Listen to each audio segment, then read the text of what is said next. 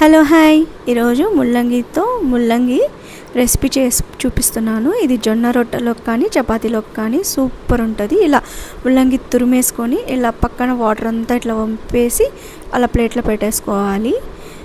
మనం ఫస్ట్ ఇది చేసి పెట్టుకున్న తర్వాత బాండీ తీసేసుకొని నెక్స్ట్ ఆయిల్ వేసేసుకొని జీలకర్ర ఆవాలు, నెక్స్ట్ యాజ్ యూజువల్గా కరివేపాకు వేసుకుంటాం కదా తిరువాతలోకి. అలా వేసుకున్న తర్వాత ఆనియన్, పచ్చిమిర్చి యాడ్ చేసేసుకుంటాము.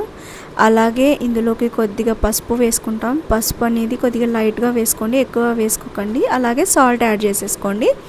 నెక్స్ట్ ముల్లంగి తురిమి పెట్టుకున్నది వేసేసుకోవాలి, స్క్వీజ్ అవుట్ చేసినది. ఇలా చేసిన తర్వాత బాగా గరిటెతో కలదిప్పుకోవాలి.